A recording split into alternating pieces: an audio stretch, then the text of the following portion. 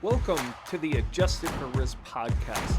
Join myself, Ryan Nauman, as I talk markets, investments, economics, and life as I help prepare you for the upcoming week in markets.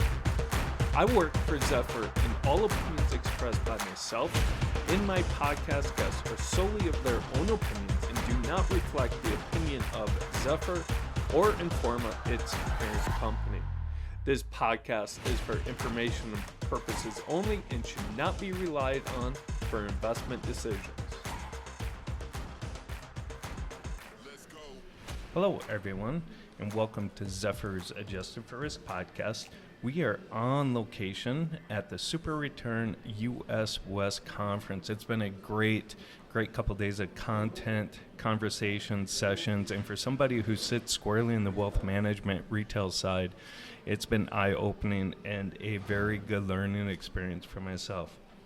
You know, investing in alternatives has been a very popular investment strategy for years, but typically it's earmarked for ultra high net worth individuals, institutions, endowments, but that's changing due to the innovation in the wealth management space. And now it's becoming more accessible to retail investors. Well, today I have on an industry expert who is going to share her expertise about what the increase in accessibility means for financial advisors. But first, this episode is sponsored by the award-winning Zephyr, which helps investment professionals make more informed investment decisions. All right, enough from me. Let's bring on the star of the show. I'd like to give a very warm welcome to Jennifer Grancio. Jennifer is the Global Head of Distribution at TCW. Jennifer, thank you so much for coming on the show. It's an honor to have you on. Can you please tell us a little bit more about yourself and TCW? Of course, and thank you for having me and for us for having TCW. So I lead our global client franchise at TCW, and so I have the opportunity to work with clients from sovereign wealth funds we've worked with for decades to institutions, but also the wealth segment. And from a wealth perspective, both the big platforms, also the registered RIA, kind of the RIA environment in the family offices. So that's what I do. And then from a TCW perspective, TCW is a $200 billion asset manager. And the firm actually started in active equities, where we're a fundamental investor. We know the management very well. So that's in our DNA from all the way back. And we're known for public and private credit. And so from an overall business perspective, we're very active in the public markets. You'll find us at the core of a lot of wealth portfolios. We offer funds and CITs and ETFs. And in the private space, on the back of our very strong abilities in securitized, we have a private asset-backed financed business, and we have been doing middle market direct lending for a very long time. So Rick, who runs our middle market direct lending business, has been doing this for 25 years, pre-global financial crisis, sort of all the way back, has all the stories.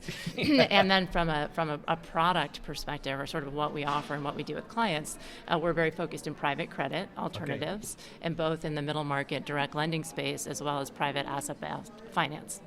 Fantastic, Jennifer. Thank you for that. And we're going to talk about private credit shortly. It's a really interesting topic in investment strategy, private credit. And we are here at Super Return, so there's been a lot of sessions and content about private credit. So I can't wait to get to that. But first, earlier this year, TCW and iCapital announced a strategic partnership. What was the thinking there in that partnership, and where do you guys go from there together? Yeah, we actually had a partnership with PNC. So I mean, maybe I'll talk about that one. We've worked with iCapital over the years, and both iCapital and Case certainly factor in to what we're going to do over time. But the partnership we announced recently is a partnership with PNC, which is one of the there are two middle market lenders in the U.S. There really are two banks. They own the market. PNC is one of them.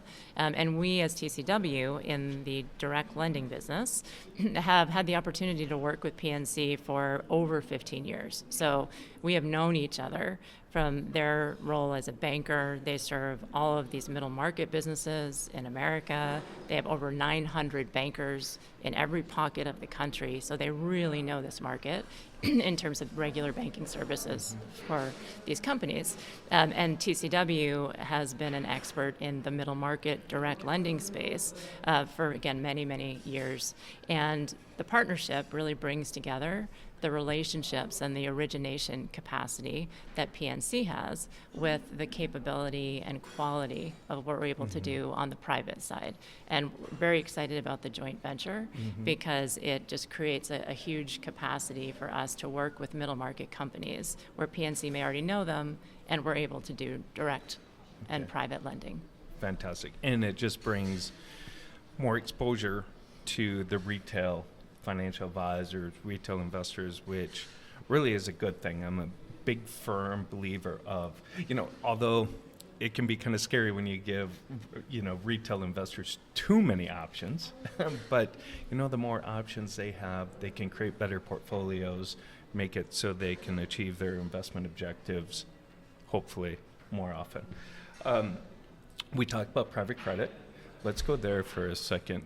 One of the strategies at TCW is a private credit strategy. You have in an ETF wrapper. Ever since the global financial crisis, private credit's been really popular. Very popular. Interest rates were very low. Lending from your traditional banks really fell off. So private credit became a popular strategy. But now we got some uncertainty with the Fed. Moving forward, we don't know what the Fed's going to, are they cutting rates? And there's just a lot of uncertainty out there. How does that impact private credit? And your private credit team and the TCW team, how do they navigate this uncertainty? Yeah, I'd maybe talk about private credit sort of developing and emerging as an asset class first, and then let's talk a little bit about like the volatility and what does that mean looking forward.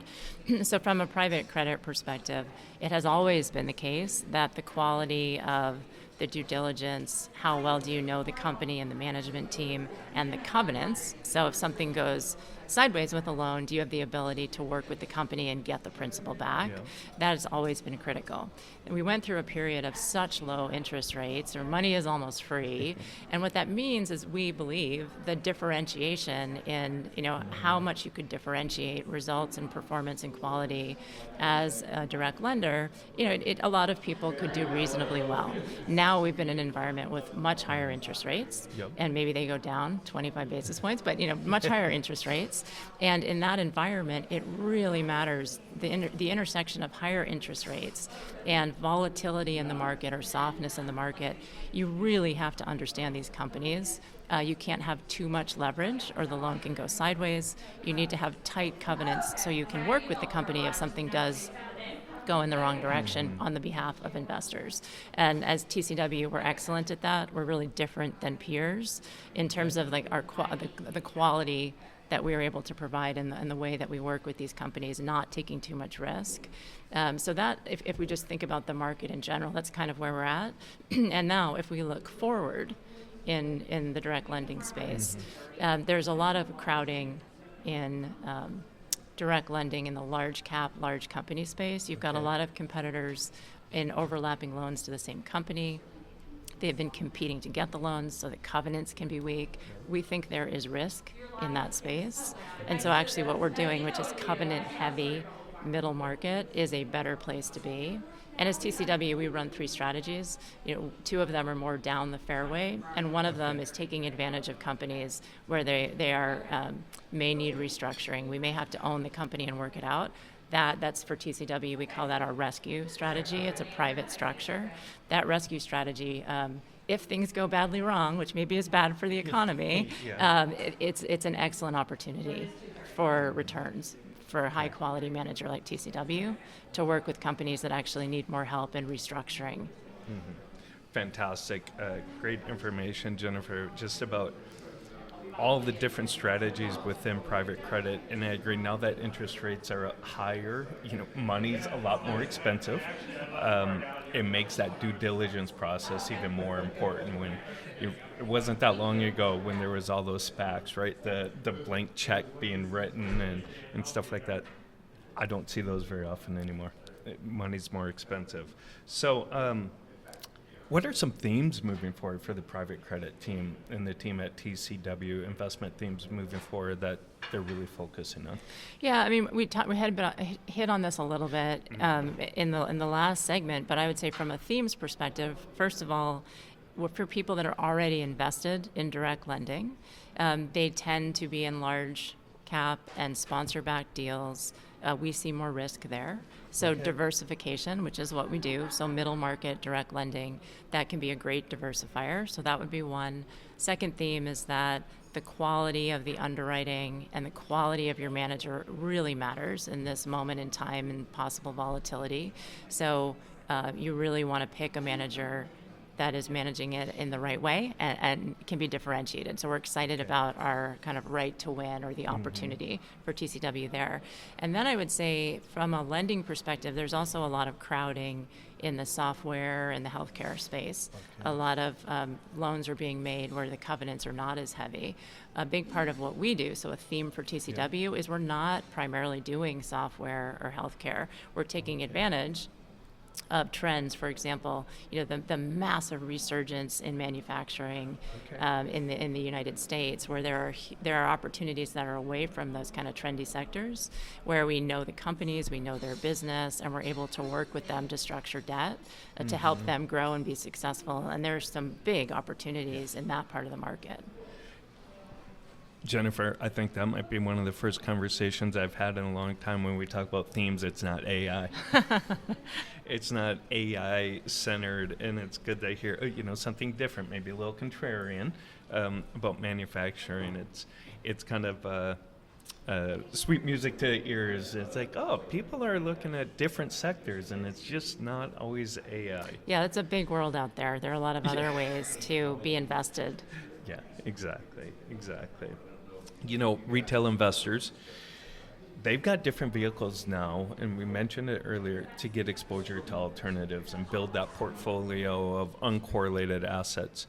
There's ETFs, active ETFs, interval funds are getting popular, separately managed accounts. What do you think that means for the retail investor, and do you think there's maybe a better wrapper for gaining access to alternatives? Yeah, so when you think about alternatives, obviously for any portfolio, the first thing to focus on is liquidity. What kind of liquidity and how? That's paramount. Once you figured that out, you then move on to understanding all of these many wrappers. And so, from a TCW perspective, things that we do where we think there is less liquidity, we're not going to put that in a liquid wrapper because there's less, there's not enough liquidity for a liquid wrapper. So in the case of everything we're doing in private credit alternatives, we are not doing any ETFs. We are not doing anything with a daily liquidity. Within private credit, broadly defined, the part of the market that we think is very well suited for interval funds, and we run one, is in the private securitized part of the market, so private asset-backed finance. And for TCW, we have an interval fund in that space. We call it TPay. And in the case of securitized, you have self-amortizing loans. And so if you think about how you're investing, income is coming back, loans are getting paid down within a couple of years. So that's a very different profile than a distressed private credit where it may be 5 or 7 years in some cases where we can kind of get a realization. And so if you think about vehicles, I think we as an industry have to be very careful that we're using something like an interval fund in a space where there is some income and liquidity. Using an interval fund in private equity, that's really tricky. You have to understand what you're buying.